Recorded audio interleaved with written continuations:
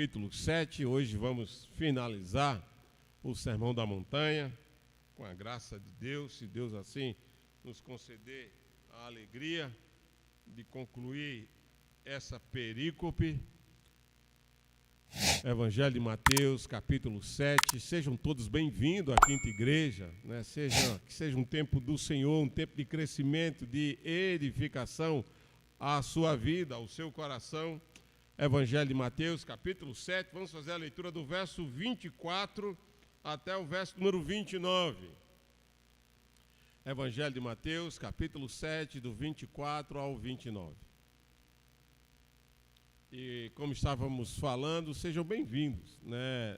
Louvamos a Deus pela presença de cada um de vocês aqui nessa noite, né? Que o seu coração seja levado ao pensamento de Cristo, à mente de Cristo, né? Você que está conosco, você que nos acompanha, que você possa pedir a Deus para que o Senhor o preserve, focado, meditando e desejando ouvi-lo nesse momento, nesse instante em que a palavra do Senhor é proclamada aos nossos corações.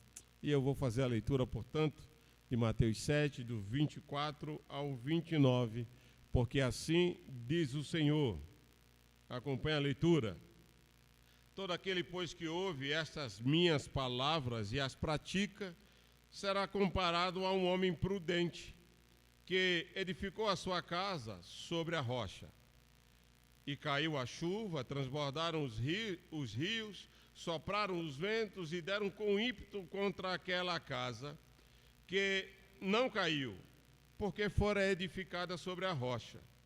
E todo aquele que ouve estas minhas palavras e não as pratica, será comparado a um homem insensato, que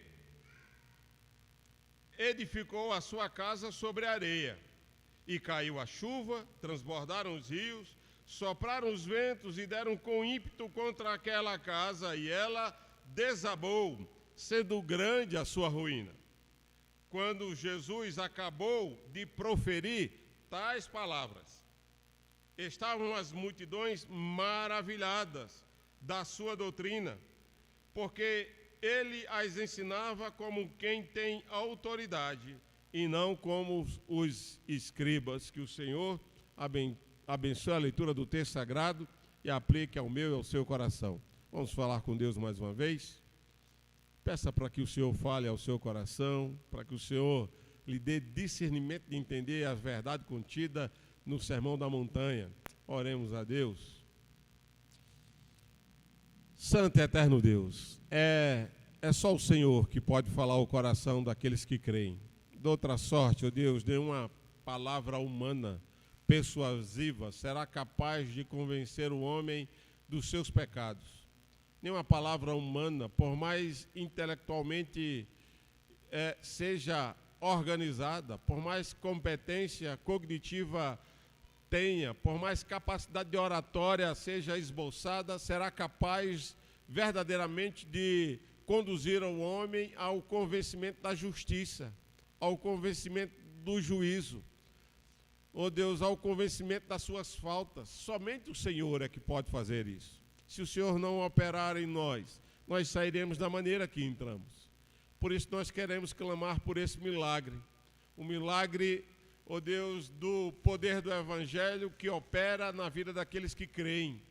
Por isso aumenta a nossa fé, ajuda-nos, ó Deus, na nossa falta de fé nessa noite, para, ao ler a verdade do teu Evangelho, sejamos incendiados, contagiados, reanimados, fortalecidos, ó Deus, para viver numa realidade de vida totalmente diferente daquela que vivemos. E só o Senhor é que poderá realizar tão grande obra em cada um de nós. Assim nós oramos, suplicando essa bênção sobre a vida dos teus filhos que nos acompanham, a vida dos teus filhos que aqui se encontram, sobre a vida da tua igreja nesta hora, em nome de Jesus. Amém, Senhor. Amém. Queridos, chegamos ao final do Sermão da Montanha. Aqueles que já nos acompanham há algum tempo, todos nós sabemos já aprendemos que o propósito dessa exposição que estamos fazendo é a exposição dos 5 grandes discursos que estão contidos no Evangelho de Mateus. Esse é o propósito, é a intenção das nossas exposições aos domingos, em que temos a alegria de nos encontrarmos aqui. E nós aprendemos até aqui que o Evangelho de Mateus é o Evangelho que fala acerca do reino, acerca do rei e acerca do povo que pertence a esse reino, acerca daqueles que vivem uma vida de rebelião dentro desse reino. Então, precisamos ter este pano de fundo para compreender o que está sendo ensinado aqui. O primeiro discurso de Jesus, conhecido comumente como o Sermão da Montanha, é um discurso onde Jesus tem o propósito de apresentar quais são as características ou as virtudes ou as inclinações do coração daqueles que são cidadãos do reino. Essa é uma mensagem que aponta e reflete o verdadeiro cidadão do reino, que é o próprio Cristo que anuncia essa verdade. O rei não só é o senhor do reino, mas ele reflete todas as virtudes daquele que pertence ao reino. Então, nesse discurso do Sermão da Montanha, Jesus está tratando também de si mesmo, está apresentando como é que o cidadão do reino serve ao verdadeiro rei, como o verdadeiro cidadão presta serviço ao verdadeiro rei e não adota uma conduta de rebelião. A bem da verdade, se nós fôssemos ler o Sermão da Montanha, nós levaríamos um pouco mais de 40 minutos. Foi a duração do sermão de Jesus naquele santo e bendito dia. Quando Jesus pregou esse sermão, ele fez um sermão aproximadamente de 40 minutos, ou um pouco mais, ou um pouco menos, mas aproximadamente 40 minutos. E nós já estamos estudando esse sermão desde o mês de novembro. Agora que chegamos ao final, tirando lições preciosas ao nosso coração, aplicando verdades que precisam estar presentes em cada um de nós.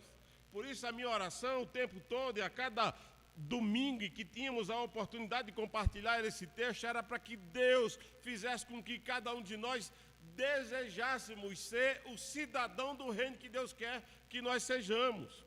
E nessa perícope final, nas últimas palavras do Senhor, ele termina dizendo, principalmente no verso 28 e 29, ele termina dizendo, quando Jesus acabou o seu sermão, acabou de proferir essas palavras, aqueles que ouviram o sermão do Salvador, e aí não foi o sermão do pastor Ricardo, não foi o sermão do presbítero Wellington, não foi o sermão do nosso irmão Josimar, não foi o sermão do presbítero José Humberto, não foi o sermão do nosso irmão Marcelo, não foi um sermão de um homem comum, mas foi o próprio rei que estava falando essas mensagens. Essa bendita mensagem deveria impactar o nosso coração como impactou essa multidão que ouviu o Salvador.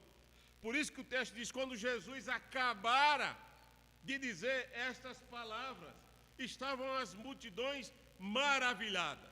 E aqui a gente já poderia tirar uma lição bem prática para o nosso coração. Ouvir a palavra de Deus tem que gerar no nosso coração um coração quebrantado de alguém que está maravilhado diante dessa verdade. Essa verdade pregada não deveria entrar no ouvido e sair pelo outro, mas deveria nos incendiar, deveria nos contagiar de alegria, de impulso de alguém que de fato está encantado com o que acabaram de ouvir. E estamos ouvindo essa mensagem do Salvador desde o mês de novembro. Desde o mês de novembro do ano passado. E quando Jesus terminou a mensagem do Evangelho, tem que produzir no meu coração um sentimento de alguém que está encantado, desejoso de ouvir mais, de querer mais para o meu coração. De outra sorte, se isso não surge em nós, nós não compreendemos o que foi anunciado.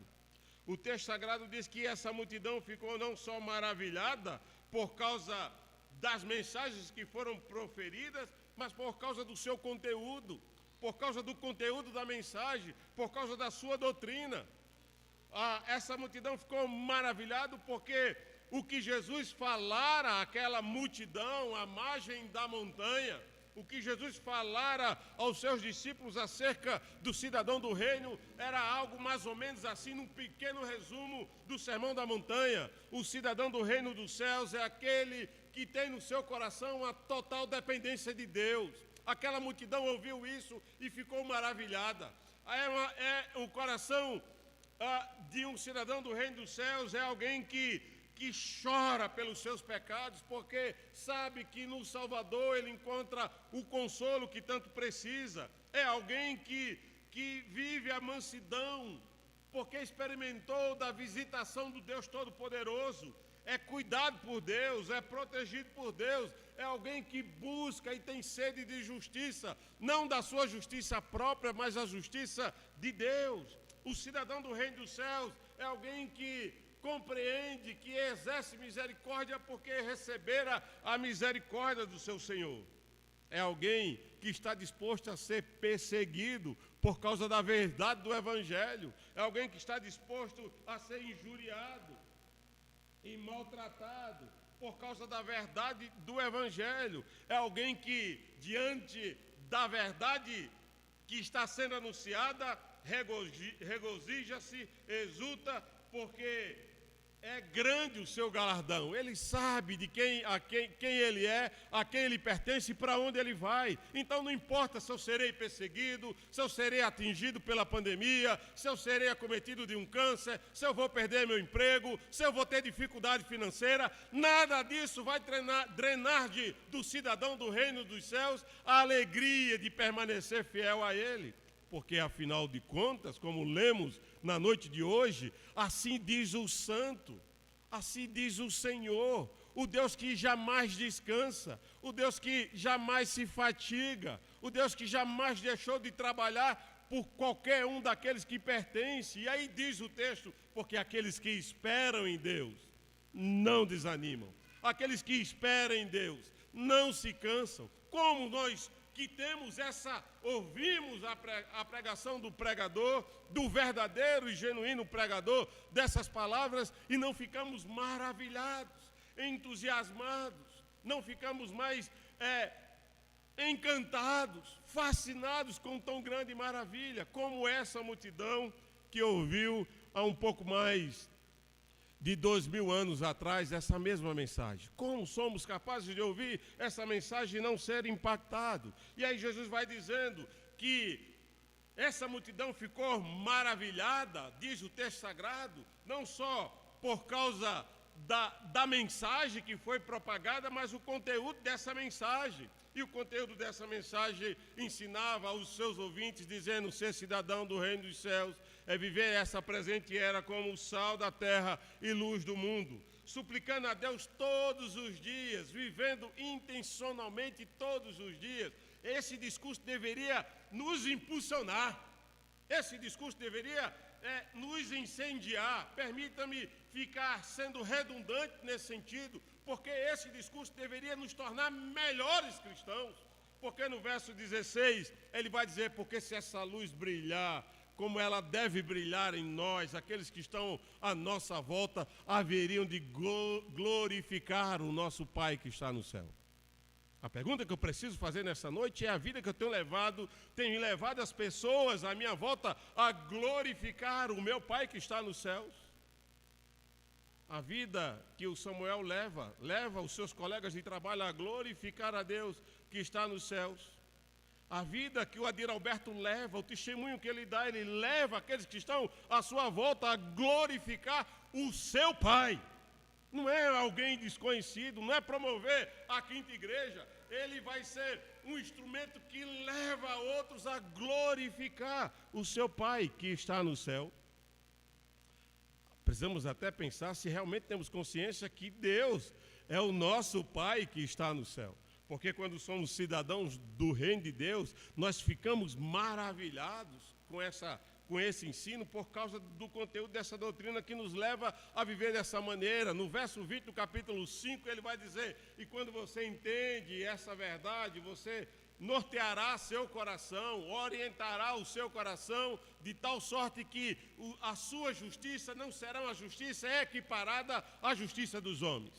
A sua justiça é uma justiça que excede a justiça dos homens. E quando essa justiça excede a justiça dos homens, diz o texto sagrado, no texto que os irmãos estão acompanhando, essa justiça fará com que você mude as intenções do seu coração. E aí ele dá alguns exemplos. Se você odiava o seu irmão, você passa a amá-lo. Se você não falava com o seu irmão, você passa a falar. Porque o que mata, o verdadeiro assassino, não é aquele que vai lá e puxa e dá um tiro em alguém, mas aquele que odeia o seu irmão, já se tornou assassino dele. E aí, se você vive a justiça do reino, você nunca se dará o direito de odiar alguém, porque você é cidadão do reino. Se você é cidadão do reino, você não adulterará. E o adultério não acontece no ato, mas na deformação da nossa aliança com Deus. Outro dia estava falando com alguém, explicando sobre adultério, e a gente tem a tola pretensão de achar que o adultério se restringe ou se resume no fato de um casal cometer um ato ilícito fora do casamento. Não, o nosso adultério não é contra o outro, é sempre contra Deus. Essa é a grande verdade. É quando nós deixamos de cumprir o nosso papel diante de Deus. As nossas relações já são relações adulteradas. É a intenção do coração.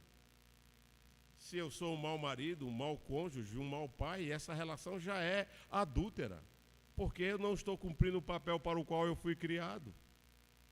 Já é uma relação de adúltero. E aí a multidão ouve isso e diz assim, fica encantado com essa mensagem. Fica, ora a Deus e suplica, porque ele está aplicando os conceitos que já foram ensinados da bem-aventurança. Ele vai ensinar ainda que quando eu vivo essa justiça que excede o entendimento, que está acima dos escribas e dos fariseus, a minha verdade vai ser, a minha palavra vai ser sim, sim, não, não. Não vou jurar de qualquer maneira, não vou usar de vingança, diz o verso 38 em diante, não vou usar de vingança, porque a vingança pertence ao Senhor, mas eu vou amar o meu próximo. Ele fala e completa, não, eu vou amar o meu inimigo, eu vou ser generoso para com ele, eu vou me voltar em favor dele, vou andar as milhas que forem necessárias. E aí ele desenvolve, então quando você for fazer isso, e perceba que ele está trabalhando nas intenções do coração, faça isso guardando para não fazer isso para os homens, que é o que nós somos tentados a fazer. De quando em quando nós queremos agradar aos homens. Estou preocupado no que a igreja vai pensar acerca de mim. Eu estou mais com neurótico que como é que as pessoas vão me tratar se souberem como eu uso a minha rede social. Como as pessoas vão me tratar, mas eu estou exercendo a justiça diante dos homens. É uma justiça de Adão. E a justiça de Adão gera medo, vergonha e imputa a responsabilidade ao outro. A justiça de Deus não, me quebranta, me dá coragem para me aproximar de Deus. A justiça de Deus me dá capacidade de reconhecer a minha falta e me engrandecer nele. A justiça de Deus me faz com que, ao invés de culpar o outro, faz com que eu assuma a minha responsabilidade. Eu pequei e contra ti somente pequei. A justiça de Deus produz isso no cidadão do reino. A justiça dos homens não. A culpa foi do fulano, a culpa é de Beltrano. E eu saio procurando responsáveis para imputar a responsabilidade que é minha. Por causa dessa natureza de queda, por causa dessa natureza como filho de Adão que eu sou, como filhas de Evas que as irmãs são. E aí vai imputando responsabilidade aos outros. E aí Jesus vai dizer, olha, quando você entende essa justiça, você guarda o seu coração para viver uma justiça diante de Deus. E aí ele diz, quando você dá esmola para quem? Quem é que você quer agradar ao fazer isso? Quando você ora para quem? Quem você quer agradar? Você ora por quais motivos? É para resolver os seus problemas ou para se aproximar de Deus? Você usa a oração para quê?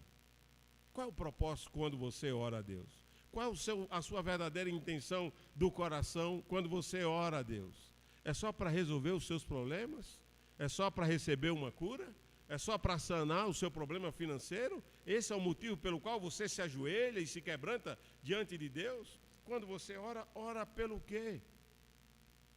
Quando nós deveríamos orar diante de Deus numa justiça de confiança nele. Aí ele ensina a oração dominical, a oração do Pai Nosso, onde ele nos convida a reconhecer que ele é o nosso Pai, onde ele nos convida a submetermos o nosso coração à sua vontade, para que a vontade dele se cumpra na terra como se cumpre nos céus. Ele nos ora a depender dele, porque ele é quem nos dá o pão nosso de cada dia. O nosso problema é que nós não queremos o pão nosso de cada dia, nós queremos a padaria. Já falei isso aqui outra vez. Esse é o nosso problema. A gente não quer o pão nosso de cada dia, nós queremos a padaria. Jesus vai então ensinando, o cidadão do reino dos céus, ele está contente, satisfeito no seu Senhor, porque ele é o seu Pai. E Jesus já vem ensinando, porque o teu Pai que te vem em secreto, o teu Pai que conhece do que necessita, o teu Pai que te assiste, o teu Pai que cuida de você, o teu Pai que sabe que você é mais importante que as aves do céu. É assim que ele vai desenvolvendo essa reflexão, esse ensinamento que deixou os ouvintes maravilhados. Ouvir essa verdade tem que nos deixar maravilhados, tem que transformar o nosso coração. Ouvir essa verdade tem que promover o nosso coração a ser recolocado no seu devido lugar, porque Jesus vai dizer: aonde estiver o seu coração, aí vai estar o seu tesouro. É isso que Jesus vai dizer no verso número 20. E aí Jesus vai nos ensinando: se os seus olhos forem bons, você investirá em coisas boas. Se os seus olhos forem maus, você praticará o mal, porque você não pode agradar a você e a Deus. Isso é incompatível, não se agrada a dois senhores. Daí a razão da nossa ansiedade, da nossa falta de controle. A ausência de controlar as nossas vidas gera medo, insegurança, gera ansiedade. A ausência de ter o controle da nossa vida nos conduz à incredulidade, nos faz nos preocupar com as coisas materiais, com as coisas terrenas. Quando Jesus disse: olha, vocês não valem mais do que os pardais. Se Deus lhe deu vida e lhe deu corpo, esse mesmo Deus não há de sustentar a sua vida e não há de cuidar do seu corpo. Por que você está preocupado com o que comer, com o que vestir e o que beber? Quem pensa assim são os incrédulos. Quem se preocupa com essas coisas são aqueles que não são cidadão do reino. O cidadão do reino não tem isso como preocupação primária em seu coração, mas a preocupação do seu coração é buscar o reino de Deus e a sua justiça. Essa deveria ser a nossa preocupação. Nós deveríamos orar mais por isso, mais do que pelas outras coisas que nós oramos. Orar o reino de Deus e a sua justiça. Cumpra, Senhor, a tua vontade em nós. E aí ele desenvolve, diz: e quando você entende isso, você não se torna juiz de ninguém, mas ele não está proibindo o julgamento, mas está ao mesmo tempo nos ensinando que devemos ser capazes de distinguir os cães e os porcos daqueles que são filhos de Deus. E ele aponta para aqueles que são cães e porcos com aqueles que não sabem distinguir o que é sagrado do que é profano. Eles tomam uma coisa pela outra, eles facilmente trocam o que é sagrado, banalizam o santo, facilmente. São como os cães irracionais, que não discernem o que é o verdadeiro do falso, e se encanta muitas vezes com aquilo que é falso. Diz o capítulo 7, no verso de número 6 em diante. E aí foi pregado nesses últimos dias, dizendo: porque o caminho do cidadão do reino dos céus não é um caminho de vida fácil, presbítero Zé Humberto. É um caminho estreito, é uma porta apertada, não é uma porta larga. Não é uma vida de realizações, de sonhos de consumo. O caminho da vida do cidadão do reino dos céus é um caminho estreito. Tem dor, tem sofrimento. Família que Deus ama, Rodrigo, enfrenta o luto, chora pela partida da mãe. Porque o caminho é estreito, tem dores, tem decepções, tem luta, tem enfermidade. tem adversidade. É um caminho estreito, difícil de caminhar, mas prazeroso para aqueles que são cidadãos do reino. O caminho do reino, a porta do reino dos céus é uma porta estreita, não é uma porta larga. Nem todo mundo vai poder entrar. E é o que Jesus vai dizer, porque nem todos que dizem Senhor, Senhor, entrarão no reino dos céus, diz ele no capítulo 7, ensinando essas verdades. Por isso ele introduz o verso 15 e diz, então cuide, acautele-se, tenha cuidado com os falsos profetas. E por que eu tenho que ter cuidado com as falsas profetas ou a falsa doutrina? Porque nem todos que fazem milagres, nem todos que profetizam e nem todos que esperam em demônio são de Deus. Pelo contrário, eu jamais os conheci. E nós vivemos uma geração que vive buscando milagres, vive buscando profecia, vive buscando cura. E aí Deus diz, acautele o seu coração dessas coisas. Acautele-se disso. Porque nem todos que dizem Senhor, Senhor, e você vai perceber, se você ler com exame o texto sagrado, essas pessoas não fazem, não profetizam, não expulsam demônios, não realizam milagres em nome de Belzebu, por exemplo, em nome do tranca-rua. Eles fazem isso em nome de Cristo. É no nome de Cristo que eles expulsam os demônios. É no nome de Cristo que eles realizam os milagres. É no nome de Cristo que eles profetizam. E diz o texto, apartai-vos de mim, maldito, porque eu não vos conheço. Deus não leva em conta o conhecimento dele, porque o verdadeiro cidadão do reino dos céus está comprometido em fazer a vontade do seu Pai. Por isso devemos orar, seja feita a tua vontade, Senhor, assim na terra como é feita no céu. Nós deveríamos estar comprometidos com isso. E aí Jesus vai, nesse sermão, finalizando esse sermão de uma maneira fantástica, ele leva então ao entendimento, porque não é o que você faz, mas o que Cristo fez por você, que o aproxima diante do Senhor. E aí, então, ele introduz o verso 24 até o 27, dizendo duas coisas básicas que eu e você precisamos guardar no nosso coração. Desde o mês de novembro, nós estamos falando uma palavra que produziu e provocou um sentimento de maravilha, de encantamento nos seus primeiros ouvintes. Diz o verso 28, as multidões ficaram maravilhadas, tiveram temor. É uma maravilha e um encantamento de temor, como quem diz, como que eu não posso e vou deixar de viver essas verdades para a minha vida?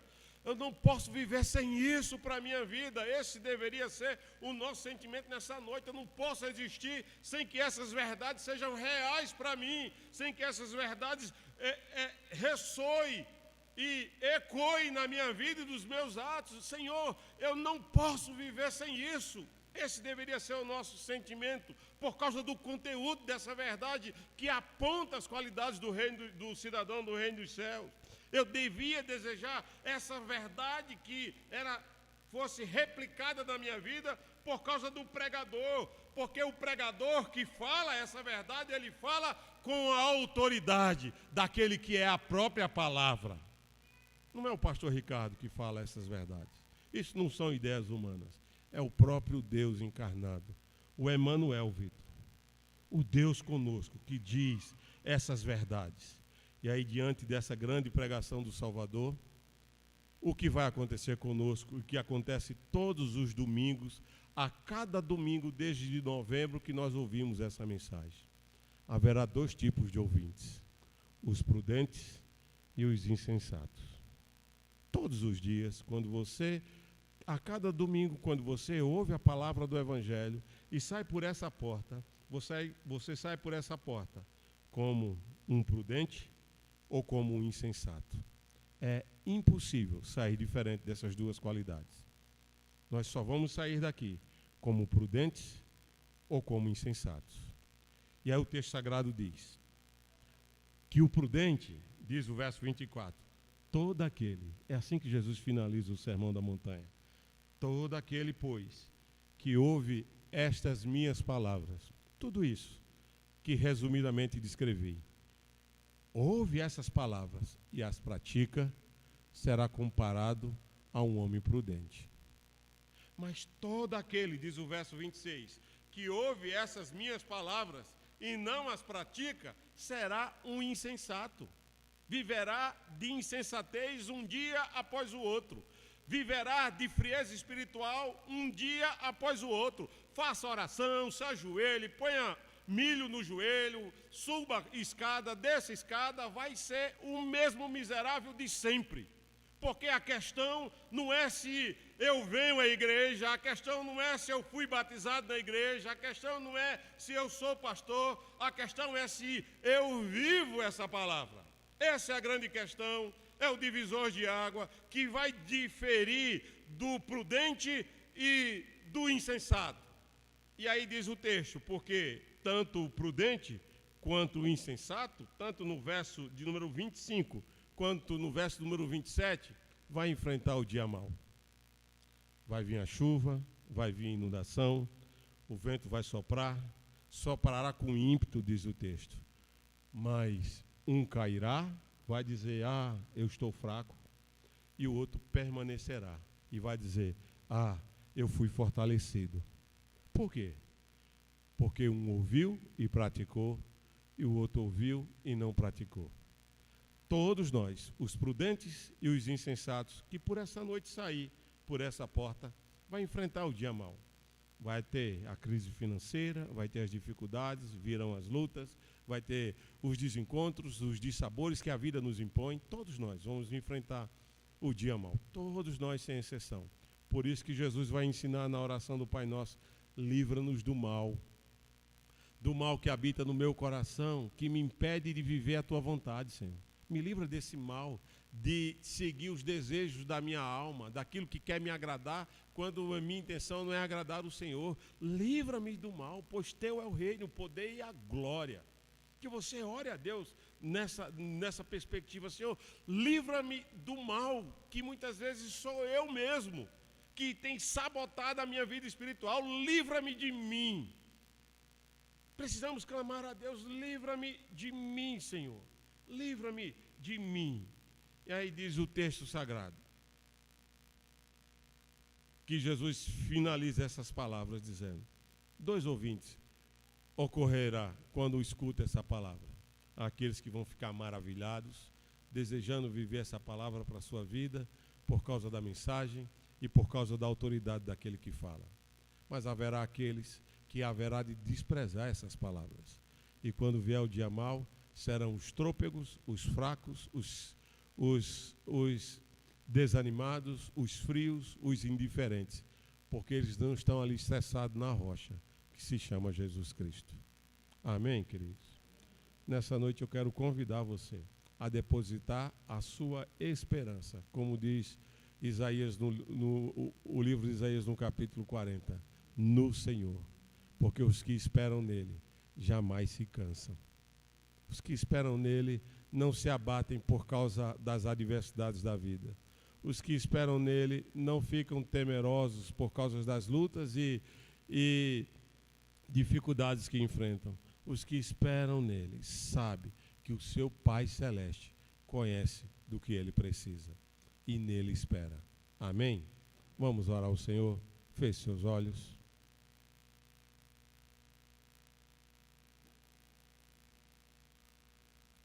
Pai querido, nós queremos te dar graça, Senhor, porque com a ajuda do Senhor chegamos até aqui. Ó Deus, uma palavra tão viva, tão eficaz, tão maravilhosa, uma palavra que fortalece a vida daqueles que ouvem, assim como fortaleceu a Daniel no capítulo 9, e diz o texto sagrado que quando ele ouviu a voz do Senhor foi fortalecido, e ele ora a Deus e diz, fala, Senhor, porque tu me fortaleceste. Que o Senhor continue a falar ao coração daqueles que creem, daqueles que estão firmados na rocha, que se chama Jesus Cristo, a pedra, a única pedra angular, em quem devemos estar, a quem devemos servir e para quem devemos viver. Oh Deus, que os paradigmas do mundo, que são paradigmas de queda, os modelos mundanos de moralidade, oh Deus, deixem de ser os norteadores do nosso coração, porque o nosso modelo é o modelo do reino, é o modelo de Cristo, É o modelo do verdadeiro rei.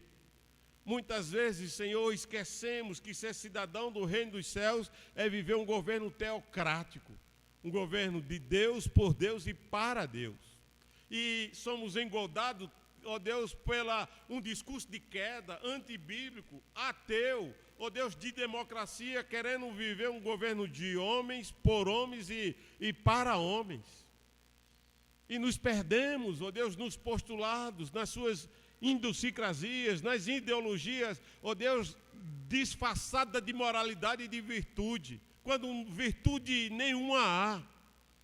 Porque a verdadeira virtude é a virtude que nos conduz a Cristo. A verdadeira virtude é a virtude, a verdadeira moral é a moral que agrada a Deus.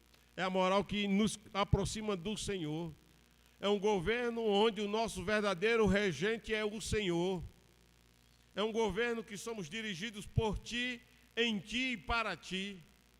Por isso, ó Pai, quebranta os nossos corações e faz de nós verdadeiros cidadãos do reino. Que fiquemos maravilhados nessa noite, desejosos de viver cada ponto e vírgula dessa bendita mensagem do Salvador ao coração daqueles que creem.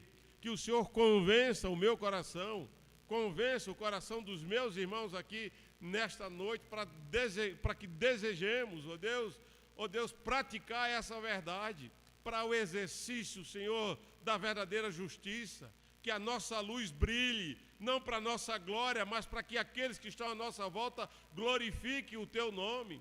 Faz de cada crente aqui nessa hora, Senhor, um verdadeiro sal, uma verdadeira luz, aonde quer que o Senhor os leve. Ó Deus, faça dos nossos atos de justiça que promovem o Teu nome, que glorifica o Senhor. Ó Deus, ensina-nos, ó Deus, a amar o nosso inimigo. Ensina-nos, ó Deus, a andar a segunda milha. Quebranta os nossos corações. Dá-nos, ó Deus, de sermos generosos. Ó Deus, coloca o nosso coração no verdadeiro tesouro que se chama Jesus Cristo. Porque aonde estiver o nosso tesouro, ali estará o nosso coração. Então que Cristo seja o nosso tesouro. Como diz o salmista no Salmo 63, o Teu amor, Senhor, é melhor do que a minha própria vida. Ó Deus, estar no Teu amor, na Tua presença, vivendo para Ti, é melhor do que a minha própria vida. Então, Senhor, que o Senhor seja a razão da nossa existência, seja o motivo do nosso viver, seja a prioridade da nossa vida. Que nós busquemos o Teu reino, que nós desejemos a Tua justiça, essa justiça que anula a nossa própria justiça, essa justiça que nos quebranta, que nos humilha, porque bem-aventurados são os humildes, essa justiça que faz reconhecer que precisamos chorar, ó Deus, pelas nossas faltas, para receber o verdadeiro consolo que vem das Tuas mãos. Por isso, ó Deus, traz quebrantamento na vida da Tua igreja, traz transformação. Ó Deus, traz o reconhecimento de quem é o nosso Rei e ensina-nos, ó Senhor, a viver para o bendito e eterno Rei, o eterno Criador, o Santo Senhor, o Deus Salvador das nossas vidas, Jesus Cristo. Essa é a nossa oração, é o nosso pedido, em nome de Jesus. Amém, Senhor. Amém e amém.